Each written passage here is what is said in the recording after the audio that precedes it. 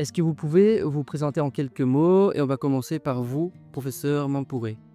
Oui, je m'appelle Mapouré Jankou Yakuba, je suis neurologue au Cameroun à l'hôpital général de Douala où je suis responsable du service de neurologie et de médecine interne.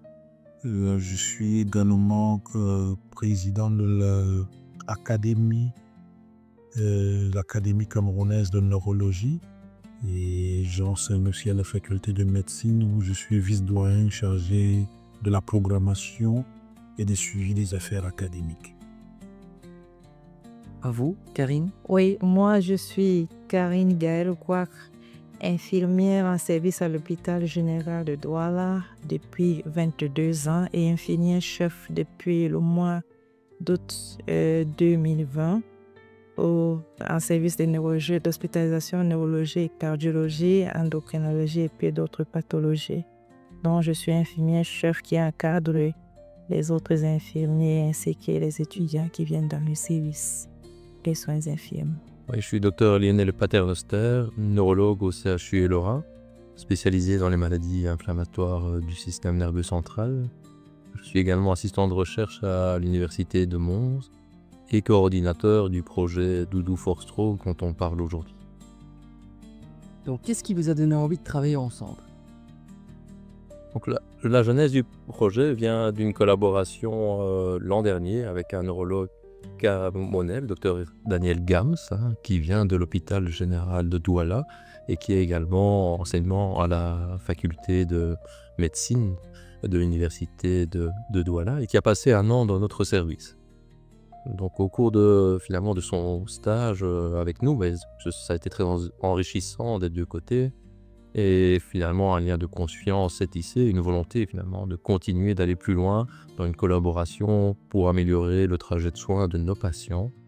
Et on a décidé de se centrer sur la prise en charge de l'AVC dans la région de Douala et aussi de la mettre en perspective avec la prise en charge de l'AVC dans notre région montoise. Parce que c'est vraiment un besoin à Douala. C'est une pathologie qui touche beaucoup de personnes là-bas.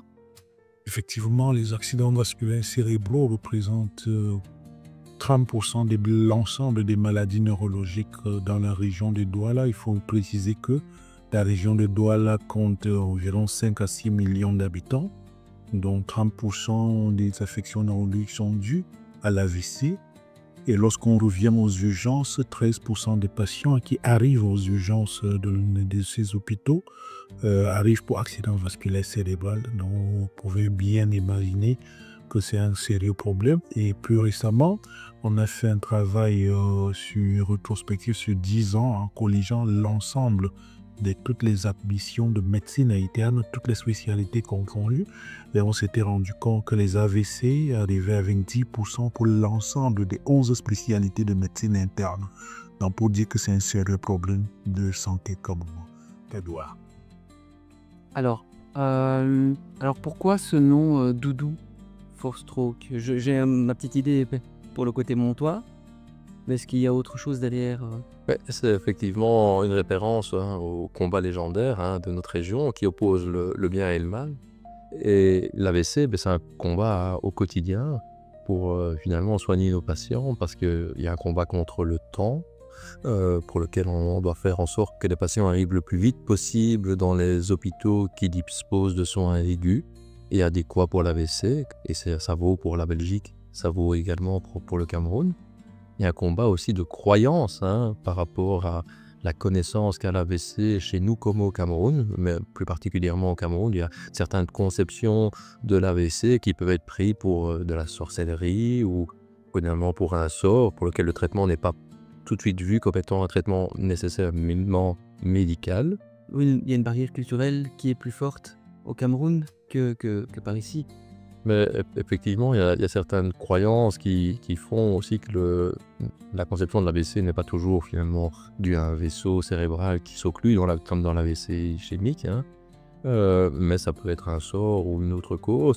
Et souvent, les gens, avant d'arriver à l'hôpital, sont passés par des praticiens ou d'autres soignants qui n'ont pas, malheureusement, ne disposent pas des moyens de traitement aigus. Et donc, l'arrivée à l'hôpital général de Douala, comme on l'a déjà vu Dans l'étude maintenant qu'on est en train de faire prospective sur les patients qui arrivent à l'unité neurovasculaire aiguë de Douala, beaucoup arrivent hors délai de tout traitement possible, bien après les délais qui permettent de faire ce qu'on appelle la thrombolyse, qui est ce destop qui va déboucher les vaisseaux cérébraux, ou la thrombectomie, où on va rechercher mécaniquement finalement le caillot qui occlue un vaisseau. Comment est-ce qu'on reconnaît qu'on a un AVC? Reconnaître l'AVC, c'est quelqu'un qui est normal et qui subitement va présenter modification de langage, une faiblesse d'une partie du corps, une perte de sensation sur une déformation du visage. Ça, c'est des petits signes, pas des petits, c'est des signes. Dès qu'on l'a, on ne doit même pas attendre une deuxième minute. Il faut se diriger aux urgences. Nous avons identifié les facteurs qui contribuent à la survenue de ces AVC dans notre contexte. C'est les de loin et les très loin encore l'hypertension artérielle chez 70% des patients.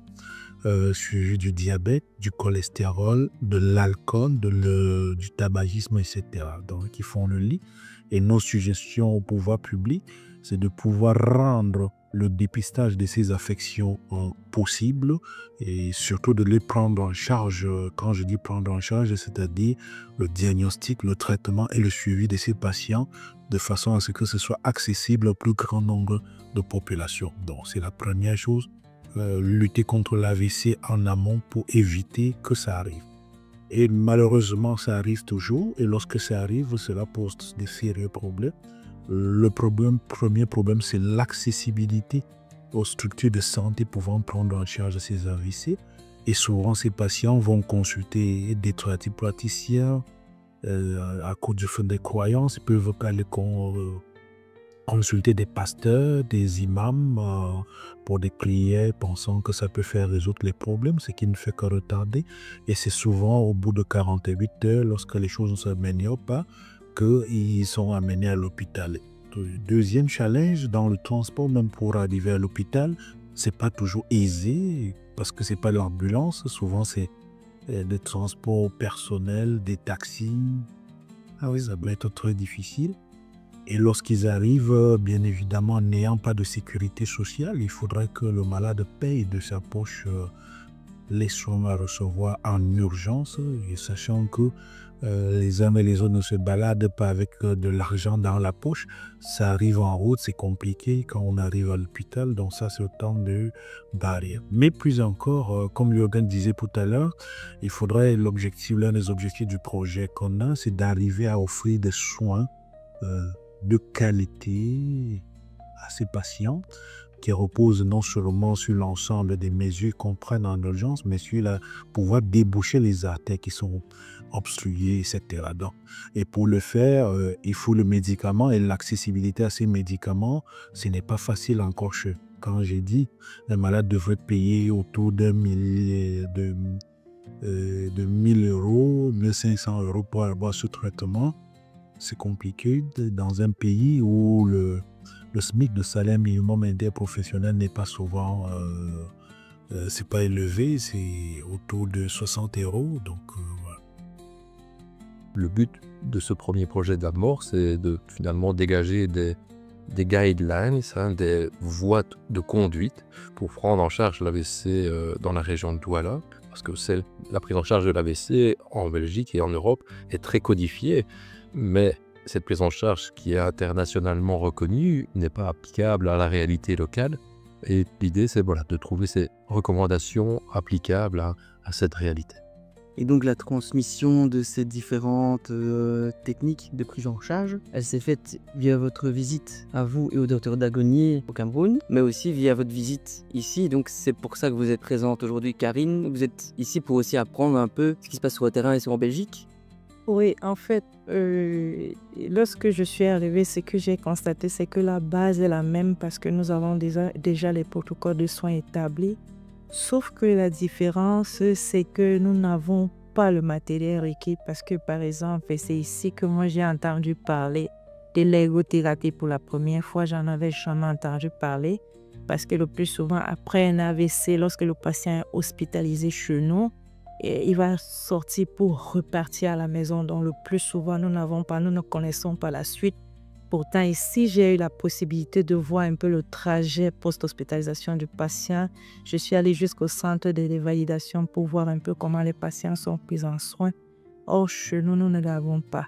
Bon, entre-temps, le temps quand même que j'ai passé là m'a permis de discuter un peu avec les diététiciens, avec les logopèdes, avec les ergothérapeutes pour voir un peu comment nous pouvons avoir des petites techniques pour pouvoir accompagner nos patients. Mais ce ne sera pas suffisant puisque nous avons besoin franchement de formation et de moyens pour que nos patients puissent être accompagnés. Parce qu'en fait, l'AVC ne va pas seulement se limiter. C'est vrai qu'on le prévient avec des campagnes. Lorsque le patient est malade, il va se faire hospitaliser. Mais l'après-AVC, l'après-hospitalisation compte aussi énormément. Et il y a le volet paramédical, comme je vous ai dit, qui compte aussi énormément. Donc, les logopèdes, kinés, ergothérapeutes et tout le reste que nous n'avons pas la possibilité d'avoir chez nous. Comment vous allez faire alors quand vous allez rentrer à Douala pour développer tout ça? Vous allez rencontrer les confrères? Oui, la première chose que je vais faire lorsque je vais rentrer à Douala, ce sera de discuter de mon expérience avec mon équipe. Et puis ensemble, nous allons chercher via par exemple le net comment nous pouvons faire pour pouvoir un peu capaciter déjà les collègues parce que comme Lionel l'a dit, par exemple, il y a les complications, par exemple la prévention des pneumonies qui n'est pas toujours faite, le sport de Nice qui n'est pas évalué par les infirmières chez nous, mais lorsque je vais arriver, ce sera la première chose avec laquelle je vais échanger avec les collègues et puis nous allons un peu essayer de pousser la formation. Et aussi ici, lorsque je suis arrivée, j'ai constaté que les infirmiers, ils présentent les patients via le SAED. Il faut dire que le SAED, moi j'en ai entendu parler juste il y a un mois. C'est 2 de mes collègues qui avaient découvert un peu la transmission de la communication entre médecins et infirmiers, comment est-ce qu'on pouvait présenter le patient et le ROE. Donc, avant de partir, nous avions des consignes parce que j'avais laissé les consignes parce que nous aurons les journées infirmières au mois de mai au Cameroun et nous avons prévu que le SAED serait notre partage avec les autres infirmiers. Alors, la chose qui m'a marquée, c'est que lorsque je suis arrivée ici, franchement, j'ai vu comment les infirmières partagent les informations avec les médecins via le SAED et ça m'a vraiment impressionnée. Donc, c'est aussi l'une des choses que je vais vraiment aller mettre en application. Et je crois que ça va améliorer la prise en soin de nos patients. Et je présume que du côté de Kennedy, il y aura toujours un suivi, une collaboration avec l'hôpital de Douala. Oui, donc effectivement, l'idée est de garder un partenariat au long cours avec l'hôpital général de Douala et un partenariat qui soit uniquement d'un point de vue neurologique, médecin-neurologue. C'est pour ça que dès le départ, lors de votre premier séjour, Madame Debels, notre chef infirmière du site Kennedy dans le service de neurologie, nous a accompagnés, car la prise en charge de l'AVC ne se limite pas du tout à la prise en charge médicale neurologique, mais c'est tout un trajet de soins où l'infirmière est au lit du patient et au contact particulier avec le patient et la communication entre nos équipes, que ce soit médecins, infirmières, écothérapeutes, logopèdes, assistants sociaux et des autres spécialistes de l'hôpital est très importante et c'est là-dessus qu'on essaye vraiment de l'optimiser au jour le jour, car ça sauve et ça aide nos patients. Une bonne communication permet de gagner du temps dès qu'il y a une difficulté et permet d'implémenter au plus vite les traitements adéquats pour les patients. Donc on compte encore retourner à Douala à l'automne avec un infirmier et un neurologue de l'équipe. Ensuite, il y a un deuxième séjour de collègues camerounais qui est prévu dans notre service, avec un séjour infirmier encore de 1 mois et un neurologue qui nous visiterait. On est en train de réfléchir à la possibilité d'avoir des échanges aussi de longue durée de médecins camerounais dans notre service, qui permettrait de pérenniser cet accord. Et on dépose aujourd'hui un projet de recherche et de développement qui serait financé par l'ARES, l'Académie de recherche et de l'enseignement scientifique, s'il est accepté, et qui comporterait 2 thèses de doctorat et un projet global pour 5 ans, une thèse en anthropologie, sociologie, pour comprendre finalement tout ce qui bloque dans cette prise en charge et l'impact sociétal et vraiment personnel de la maladie. en faisant le reflet nord-sud, parce qu'on a effectivement une prise en charge très aboutie au niveau matériel, mais est-ce qu'au niveau humain, le fait de finalement d'avoir un placement rapide dans une maison de repos par rapport à un retour en famille, même si médicalement ils sont bien entourés, est-ce que humainement ils sont épanouis? C'est une question qui sera posée. Et puis une thèse en médicale, vraiment sur la prise en charge du trajet de soins médical de l'AVC. Est-ce que votre collaboration a donné des idées à d'autres services? Effectivement, on a déjà des retours de collègues très intéressés par participer au projet. On a un étudiant qui postule pour un stage en pédiatrie dans l'hôpital général de Douala. Et donc, c'est sûr qu'on ouvre le projet, a pour but d'impulser un contact privilégié avec l'hôpital et l'université de Douala. Et ça ne doit pas se restreindre qu'à la neurologie. Donc, on a notamment collègues anesthésistes, chirurgiens vasculaires qui ont marqué leur intérêt, des collègues urgentistes qui sont intéressés de participer. Et si ça perdure, ça reste logique qu'ils interviennent dans la suite du projet car ils sont sur ce trajet de soins. Et donc, on est vraiment ouvert à créer des connexions de partage, quelle que soit la spécialité, médicale ou paramédicale. Pour renforcer ce que Lionel venait de dire, c'est cette collaboration-là qui pourra transcender pas seulement la neurologie, mais d'autres spécialités. Et on a été très heureux parce qu'après avoir échangé avec le recteur de l'université de Mons, il a été d'accord de pouvoir favoriser la descente des étudiants de l'université de Mons au Cameroun pour pouvoir, et par le même coup, le même jour, je suis transmis à ma hiérarchie, le doyen de la faculté de médecine ainsi que le recteur de l'université de Douala qui sont très partants pour cela. Ce projet est financé par l'Académie de recherche et d'enseignement scientifique belge qui est vraiment un relais, un support au projet d'enseignement, de collaboration et de recherche dans le cadre du développement. Ils soutiennent des projets médicaux et des projets non médicaux. Et donc c'est vraiment grâce à leur aide que le projet peut voir le jour et exister actuellement. Après, il y a des soutiens aussi plus indirects de nos institutions universitaires, avec l'Université de Mons qui nous accueille, où on a donné un cours cette semaine. Ça a été la même chose à l'Université de Douala et de nos hôpitaux. Et on remercie l'hôpital général de Douala et le CHU pour l'accueil et la mise à disposition vraiment de matériel nécessaire au travail et à la formation de nos collègues. Et inversement, quand j'ai été à Douala, l'accueil fut fabuleux par les différentes institutions, ainsi que les hôpitaux partenaires de l'hôpital général, parce qu'on a eu l'occasion de visiter d'autres hôpitaux de la ville.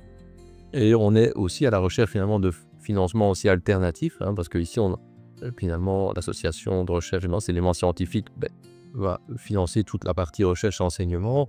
Ensuite, on a toujours à la recherche de financement pour pouvoir pérenniser l'achat de médicaments, notamment pour la thrombolyse. Et donc, ça, c'est sûr qu'il y a bientôt des appels à lever des fonds qui seront organisés et on est ouvert à tout soutien à ce niveau-là. En tant que soignant belge, qu'est-ce que vous avez appris vraiment sur le terrain au Cameroun au niveau relationnel avec les patients? Dans la réalité camerounaise, avec les patients, la première chose, c'est de la chance qu'on a, nous, de l'accessibilité aux soins. Donc en Belgique, notre patient arrive aux urgences, personne ne se pose la question de est-il finançable ou pas finançable pour le soigner. Et on a accès à tous les médicaments nécessaires à partir du moment où ils sont à disposition, quel que soit le patient. Et ça, c'est une chance et un luxe dont on n'a pas la considération. L'accès à l'imagerie, la rapidité de nos examens. Donc souvent, il nous arrive de nous énerver quand le résultat d'une imagerie ou d'une prise de sang prend quelques minutes de plus que la normale. Mais c'est un luxe déjà d'avoir eu une imagerie sur place, un laboratoire sur place. Et donc, c'est vrai que l'approche du patient est plus fataliste dans la réalité de Douala, parce qu'ils savent que le temps doit être pris pour réaliser les examens, qu'ils n'ont peut-être pas accès tout de suite à tout. Et ils se rendent compte de la chance parfois qu'ils ont quand ils accèdent à ces examens et à ces soins. Donc c'est vraiment la mise en question finalement de notre environnement. Et ça permet aussi de voir qu'on a l'habitude de travailler avec énormément de moyens et que parfois on en oublie le patient qui est au milieu et que se recentrer sur le patient sans finalement utiliser forcément énormément de moyens diagnostiques pour arriver à un choix de traitement est possible. Et donc c'est vraiment ce contact direct avec le patient et cette chance d'avoir accès à ces outils diagnostiques qu'ils n'ont pas qui est ressorti. À l'inverse, est-ce que vous avez été surpris par quelque chose ici? Ok, la rapidité des... Ah ben oui, parce que mon premier jour ici à l'hôpital Kennedy, tout de suite avec Paris Dagommier, on nous appelait aux urgences pour un AVC. Moi, ça m'est arrivé, c'était la thrombectomie. On a assisté en direct à cette thrombectomie. Donc, c'était ma première fois d'être en direct, voilà, de voir, d'assister à cela en direct. Ça, c'est impressionnant parce que souvent, lorsqu'on se chahute entre nos spécialistes au Cameroun, Monsieur Mapour et vos malades entre hémiplégiques, ils ressortent hémiplégiques, voilà, vous n'avez rien fait. Donc, et nous, on sera davantage heureux le jour où on pourra faire la thrombobise et pourquoi pas la thrombectomie, qui sont des traitements de référence et qui donnent des résultats suffisamment satisfaisants. Et bien sûr, en dehors de ça aussi, j'ai pu assister avec l'accord du service de neurochirurgie à une intervention chirurgicale robotisée et de dernière génération qui fait qu'on a moins d'erreurs possibles pour une intervention chirurgicale qui était hautement délicate et qui s'est passée super bien. J'ai apprécié l'apport de la technologie dans les soins ici à la Bourse. Et vous, Karine, votre ressenti? Oui, moi j'ai été particulièrement marquée par un jeune patient de 32 ans qui avait fait un AVC et qui a bénéficié d'une thrombolyse et d'une thrombectomie. Il était arrivé dans le service, il était hémiplégique et très rapidement, 48 heures, il avait récupéré, il pouvait se dévider, il pouvait marcher. Chose impossible. Oui. On ne peut même pas dire passer à ta aphasie parce que quand j'ai discuté avec la logopède, elle a plutôt parlé de la praxédon. Il n'arrivait pas à prononcer le mot, mais 48 heures après, il arrivait à prononcer toutes les voyelles sans pouvoir prononcer. Vraiment, c'était impeccable. Il est sorti, il est parti pour le centre de la révalisation. C'est que nous ne voyons pratiquement pas chemin. On a de la chance au CHU Laura d'avoir un personnel de qualité qui est motivé et qui en plus, voilà, avec lequel le contact est très agréable. Et donc ça, c'est vraiment une chance d'évoluer dans cet environnement. On a la chance ici, en Belgique, d'avoir accès à ces traitements aigus de l'AVC qui peuvent changer une vie et réaliser des miracles véritablement. Donc s'il vous plaît, au moindre doute, à la moindre suspicion d'un accident vasculaire cérébral, appelez l'ambulance et venez à nous au plus vite.